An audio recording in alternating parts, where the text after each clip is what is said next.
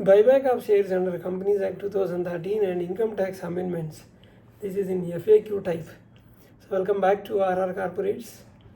This is CS M. Ramana Reddy. Today's discussion is buyback of shares. This is a complete compliance under the Companies Act and consequences under Income Tax Act, the latest amendments. So many companies generate huge profits. Sometimes they do not require additional funds for expansion.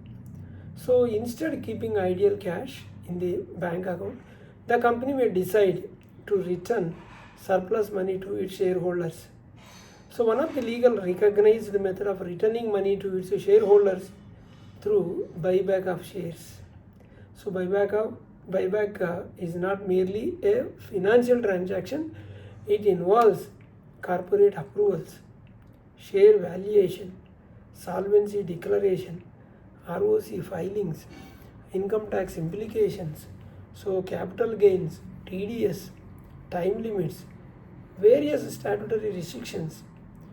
And further, the taxation of buyback has undergone a complete transformation through Finance Act number 2 of 2024, Finance Act 2026.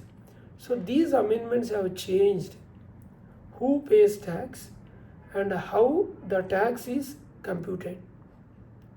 So in this video and this series, this is a part 1, we shall understand everything from the basics to advanced practical aspect.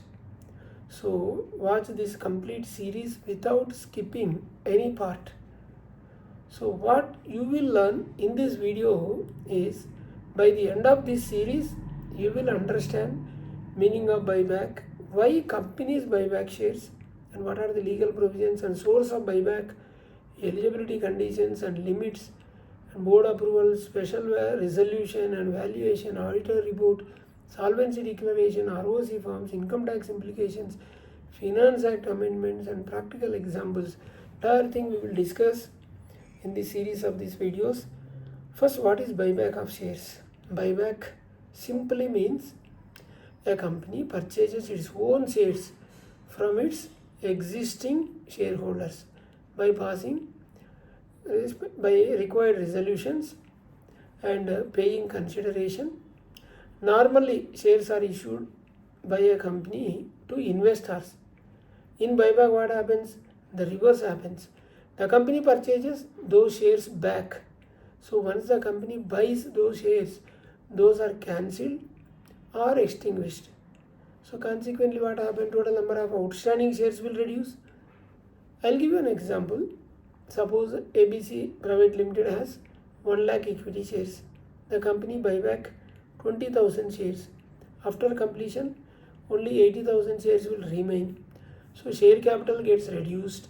So this process is called buyback of shares. So practical understanding, imagine there are 4 partners sharing a cake. So one partner exists. The remaining partners now share the same cake.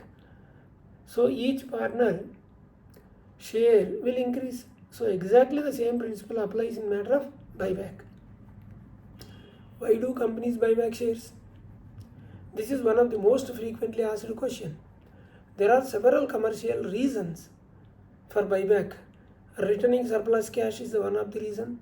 Suppose the company has 500 crores of surplus cash and it has no expansion plan.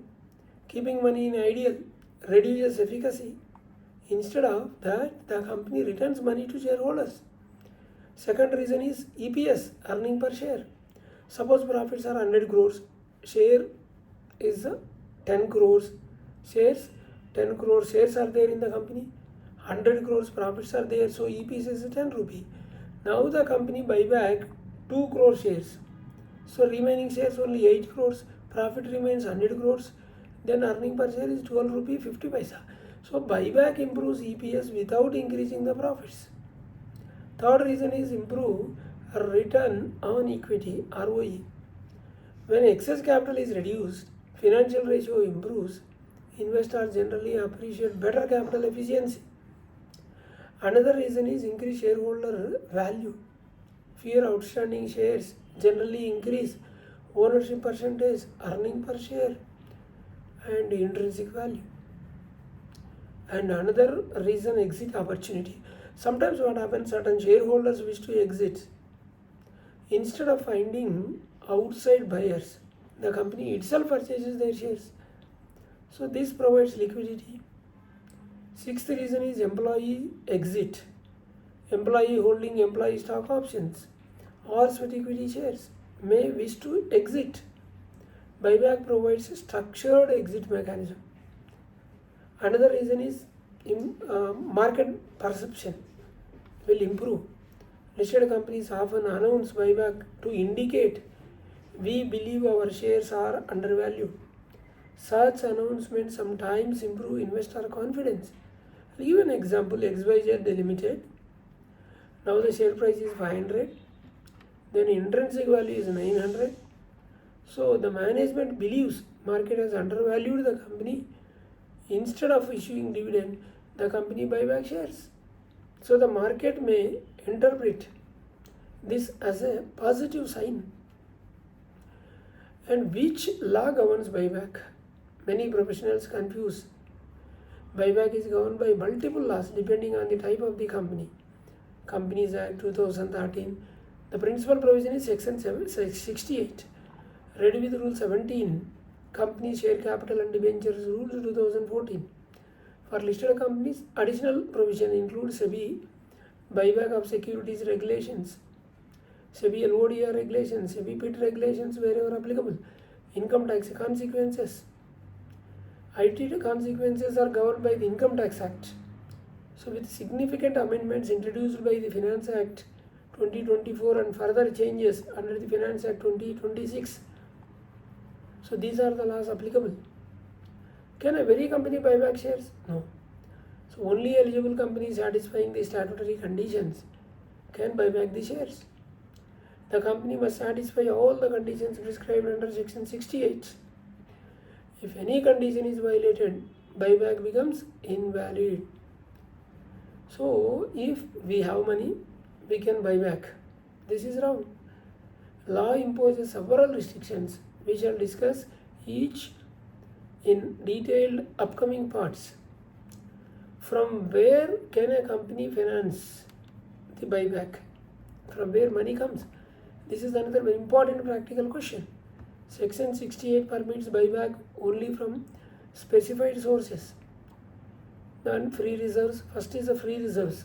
Example, accumulated profits, general reserve, retained earnings. Second is security premium account. The balance lying in the security premium account can also be used subject to statutory provisions. And proceeds of earlier issue buyback may also be funded from the proceeds of an earlier issue of shares or specified securities, subject to the restriction that the proceeds of an earlier issue of the same kind of the shares or securities cannot be used for their own buyback. I'll give an example. Proceeds from earlier equity shares issues cannot normally be used to buy back equity shares, because earlier also the proceeds from equity shares, now buyback for same equity, no. Proceeds from a debenture issue may be used for an equity buyback subject to compliance with the Act.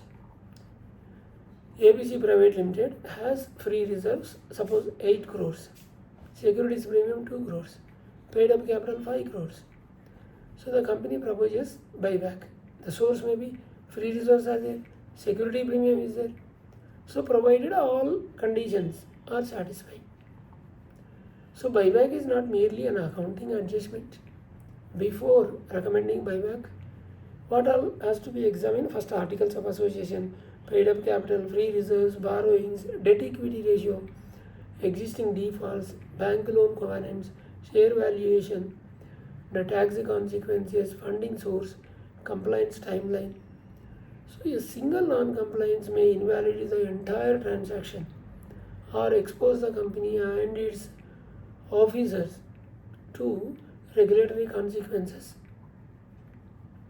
So the key takeaway from this part 1 video is buyback means a company purchases its own shares from existing shareholders.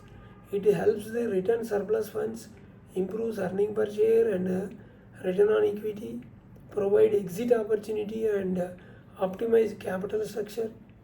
Buyback is governed partially by Section 68 of Companies Act 2013 with Rule 17 of the Companies Share Capital and Debentures Rules 2014, along with the applicable tax provisions. So only eligible companies fulfilling statutory conditions can undertake buyback. So buyback can be financed only from permitted sources such as free reserves, securities premium or other eligible sources as specified under the Act. So we'll meet in part 2.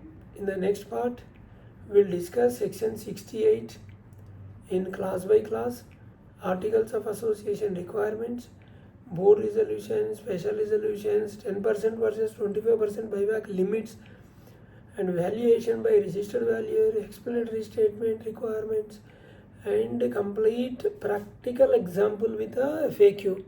So don't miss part 2 as it covers the core legal framework for buyback under Companies Act 2013.